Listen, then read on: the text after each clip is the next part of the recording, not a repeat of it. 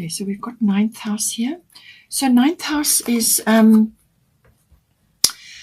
deals with your intuitive processes, everything to do with that. You know, following your intuition, the intuitive processes in order to seek the truth or find the truth or to discern information. Discernment is very, very important at the moment in the world. Discerning what is right for you, what information is right for you, what path is right for you, what people you should be associating with, what companies you should be working for. You know, wherever you put your energy, discernment is huge at the moment. So ninth house is a big focus. It also brings in philosophy, religion, and belief systems. So this can be anything to do with that. Belief systems are intimately tied up with that as well. So, you know, you're discerning what is right for you. And some of you may be undergoing a few changes. So what you have, your structure that you've had in your life or something that has been prominent in your life may be changing now or falling away, or you are creating a new belief system, however that may be. This also covers higher education. So this is university level education. It can also be adult education. So this would be expanding or exploration using the mind, you know, expanding your skills and so on. The ninth house is normally ruled by Sagittarius. So this is about expansion in some way. But so higher learning does also come in. It does also deal with adventure and exploration of all kinds. So this can be physical adventure, actually getting out and going on an adventure or exploring something new. And it could also be, as I said, within the field of study or learning or just meeting the world in some way. Because this also covers international destinations. It can be international travel or long distance travel. And so therefore you are learning and growing by interacting with people from a different place to you, whether that's online or physically or learning alongside other people or whether you're communicating with them as well. It also covers publishing and teaching and public relations of all kinds or promotional work. It also deals with the law and legal situations, the higher courts. So that may be relative. You could be learning about that, or you could be involved in something which has a legal aspect to it. It can also be about your relationship to your in-laws. If you have in-laws, it can be bringing that in as well. But it really is about finding the truth, seeking the truth. It's also about faith. So whether that's a religion or a belief system or faith in what you're doing, your adventure, your current adventure.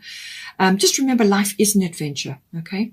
It's also about your wisdom, gaining of wisdom, which comes through your intuition processes, but also through learning and exploration. So whatever, any one of those areas may be relevant for you, depending on your situation in life. We've got grand trine blessings coming in. So something lovely, or it could be multiple blessings are coming in for you. Now, I did say to you that sometimes with Mercury retrograde going towards the end of May, that will be happening. You may have somebody come into your life from the past that is going to give you an important message or information, or you may just get closure on something. Grand trine blessings does do that. It can bring you into harmony in some way. And this can be through closure. It can be through completion of something. So completion of a project or completion of something that you've been busy with, the finishing off of something, the closing of it. But it's also closure on something. It's also a very, forward movement, energy. This is flow. So whatever obstacles and difficulties that you've had in this ninth house. Now, these could have been, obstacles that you've had to overcome, or you've had a few blocks that you've, hit while you've been, processing things in the ninth house. Whatever those blocks or obstructions have been, with the grand trine energy, that lifts them away or they dissolve. And this then opens up the energy for you to move forward. So it's like a whoosh of energy, and it gives you momentum and impetus to go forward. And any other things, any other issues that may crop up, you can just flow around them. You'll find ways of moving forward. This can also bring in, it can also be stirring up things within you, which may have been ignored or suppressed or not really focused on. And these can be your inherent talents and abilities and skills and so on, or it could just be an affinity that you have with something. Suddenly that filter that was there before, or that block, it gets removed, and now you have a free flow of energy. It can be about that as well. But it can also just be blessings coming in for you. With this energy, it is a very nice, welcoming, harmonious energy, but you still have to steer the ship. You still have to, anchor the blessings down, and that, you still have to apply effort. You still have to work out what these opportunities are and follow them up. Otherwise, sometimes with the Grand Trine energy, what it can do is make you a little bit complacent, or in some cases lazy. So just see how that resonates for you.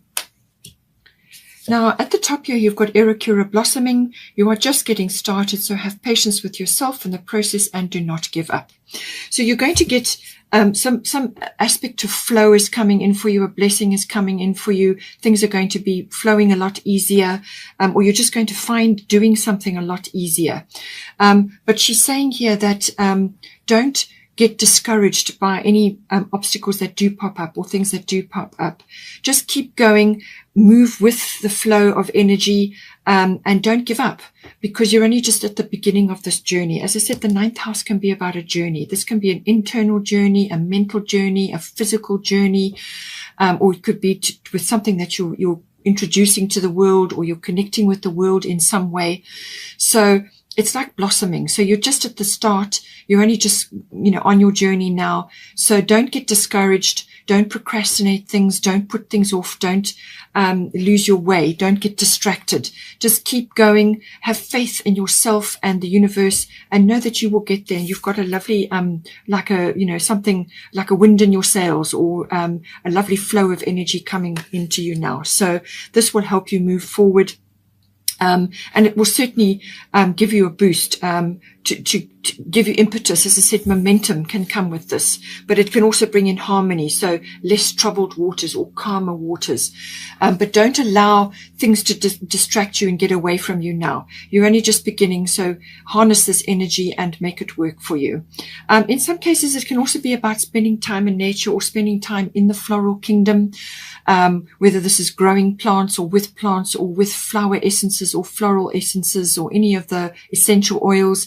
You can use those to help yourself, assist yourself, because they work on many levels of the body, and emotionally, physically. So you can use any one of those to assist you. It may even be a profession for some of you. But it's a lovely energy. Spend time in nature, and that will help you as well. Now we've got here 8th house, endings and beginnings. So this is about cycles changing or shifting. In some cases, it can be something is ending and something is beginning, and you could be in that transition phase. It could be the end of a chapter. You may have completed your studies and now you're starting the actual working life, or you've completed something and now you're starting something else, or you're moving in a different direction. It can be any one of those sorts of energies. But a chapter is ending and a new one is beginning. And it could also be a cycle shift. So you could have ended a big cycle in your life, and now you're beginning something new. It could also be related to a relationship, but it's normally the 7th house is a committed relationship, and the 8th house is the nuts and bolts of that relationship. So this can be a one-on-one personal relationship, or it can be a business partnership. How is that going to fit together? The material and emotional resources, how are you going to put those together? And so it takes in all kinds of financial aspects as well. This is the finance house.